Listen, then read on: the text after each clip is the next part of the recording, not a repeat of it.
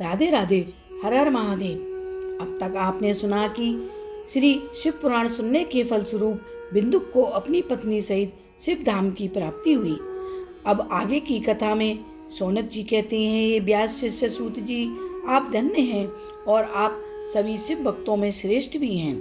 अब आप इस कल्याण में शिव पुराण के सुनने की विधि के बारे में बताइए, जिससे कि सभी सुनने वालों को शिव पुराण के सभी उत्तम फल मिल सकें। सूत जी कहते हैं, हे मुनि शौनक, अब मैं तुम्हें समस्त फल पाने के लिए शिव पुराण सुनने के नियम के बारे में बताता हूँ। सबसे पहले किसी ज्योतिषी अथवा पंडित को बुलाकर अपने सभी सहयोग करने वालों के साथ बैठकर ऐसा शुभ मुहूर्त निकाला जाए जिससे कि बिना विघ्न बाधा के कथा पूरी सुनी जा सके। इसके बाद सभी जगह यह संदेश भेजा जाए कि हमारे यहाँ शिव पुराण की कथा होने वाली है और जो भी अपना कल्याण करने की इच्छा रखता है वह कथा को सुनने यहाँ अवश्य आए।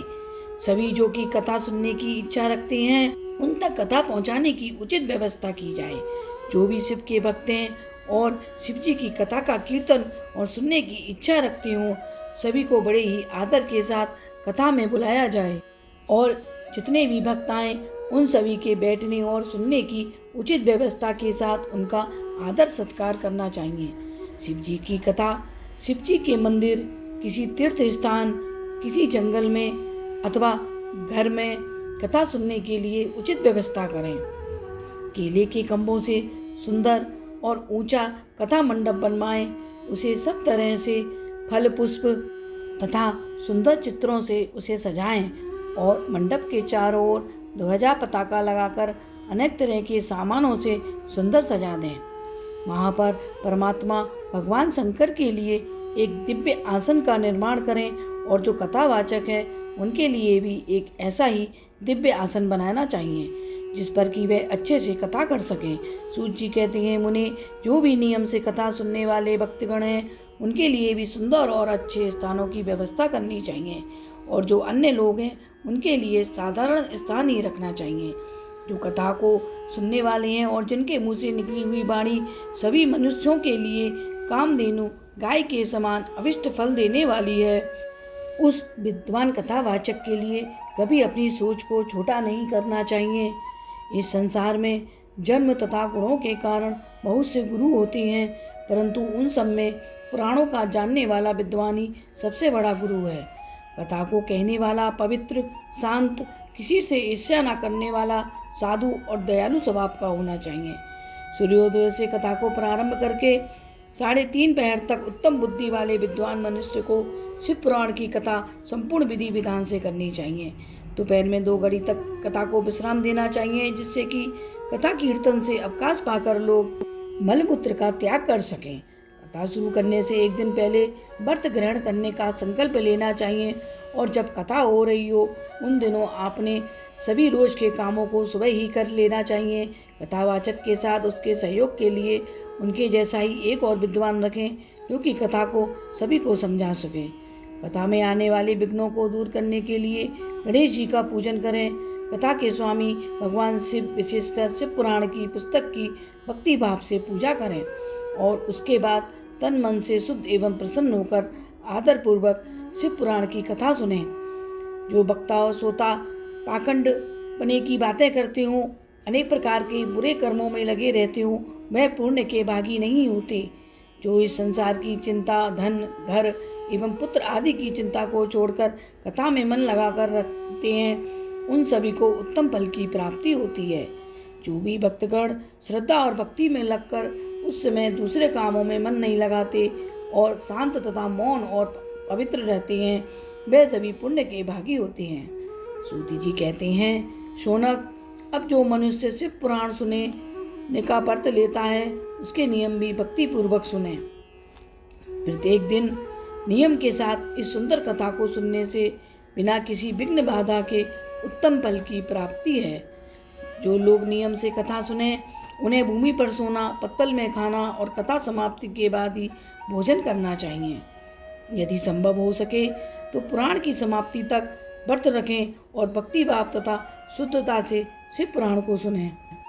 जिसने कथा का व्रत लिया हो वह प्याज, लहसुन, हींग, गाजर, मादक वस्तुओं आदि को न खाए और उस समय किसी की बुराई, गुस्सा इन सब से भी दूर रहें। इस शिव पुराण की कथा को गरीब, बीमार, पापी और जो भाग्य के हीन हैं तथा जिनके संतान नहीं हैं, वे सब इन फलों को पाने की इच्छा से यह कथा सुन सकते हैं।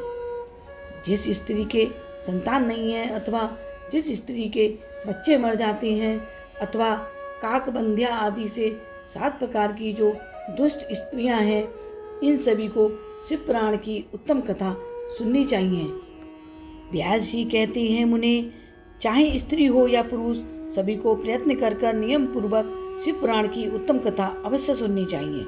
व्यास जी कहते हैं, हे मुने, इस तरह शिव पुराण की कथा के पूरा होने पर सभी कथा सुनने वाले भक्तगणों को चाहिए कि उन्हें शिव के समान पूजनीय शिव पुराण पुस्तक की और कथा करने वाले विद्वान की भी पूजा करनी चाहिए। पुस्तक को एक सुंदर वस्त्र बनाकर उसे एक मजबूत और सुंदर डोरी से बांध दें और फिर विधि विधान से उसका पूजन करें। पुस्तक और कथावाचक की पूजा के बाद कथावाचक के जो सहयोगी पंडित हैं, उनका भी विधि विधान से धन आदि के द्वारा उनका पूजन करें। वहाँ पर आए हुए ब्राह्मणों को अन्न, धन आदि का दान करें। साथ ही गीत, संगीत और नृत्य के द्वारा इस महान उत्सव को मनाएं। व्यास जी कहती हैं, हे मुने, यदि सुनने वाला श्रोता विरक्त हो तो उसके लिए कथा समाप्ति के दिन विशेष रूप से गीता का पाठ करना चाहिए, जिसे श्री रामचंद्र जी के प्रति भगवान शिव ने कहा था। और यदि श्रोता गृहस्थी वाला हो तो उसे हवन करना चाहिए। हे मुने, रूप संहिता, रुद्र संहिता को प्रत्येक श्लोक द्वारा होम करना उचित है अथवा गायत्री मंत्र से होम करना चाहिए, क्योंकि सही में यह पुराण गायत्री में ही है। इसके अलावा शिव पंचाक्षर मूल मंत्र से भी हवन करना सही है। यदि हवन करने की शक्ति ना हो तो कथावाचक अपनी सामर्थ्य के अनुसार हवन सामग्री का ब्राह्मणों को दान कर सकता है तथा कम या अधिक दोषों की शांति के लिए भक्तिपूर्वक शिव सहस्त्र नाम का पाठ करे अथवा सुने। इससे सब कुछ सफल होता है, क्योंकि तीनों लोकों में इससे बढ़कर कोई वस्तु नहीं है। कथा सुनने के लिए जिन्होंने व्रत रखा है, उन्हें चाहिए कि व्रत को पूरा करने के लिए 11 ब्राह्मणों को शहद मिली हुई खीर का भोजन कराकर उन्हें दक्षिणा दें। और हे मुने, यदि सामर्थ्य हो तो 3 तोले सोने का एक सुंदर सिंहासन बनवाएं और उस पर सुंदर अक्षरों से लिखी हुई शिव पुराण की किताब विधि विधान से रखें और फिर विधि विधान से पूजा कर दक्षिणा चढ़ाएं और आचार्य का वस्त्र एवं चंदन आभूषणों आदि से पूजन कर दक्षिणा सहित वह पुस्तक उन्हें सौंप दें। इस प्रकार श्रोता को पुस्तक का दान अवश्य करना चाहिए। हे शौनक, इस पुराण के उस दान के प्रभाव से भगवान शिव की कृपा पाकर वह श्रोता संसार के समस्त बंधनों से मुक्त हो जाता है। इस तरह विधि विधान से शिव पुराण सुनने से वह संपूर्ण फल को देने वाली तथा भोग और मोक्ष देने वाली है। हे मुने, शिव पुराण का वह सारा माहात्म्य जो संपूर्ण फल को देने वाला है, मैंने तुम्हें सुना दिया। तुम अब और कथा सुनना चाहते हो।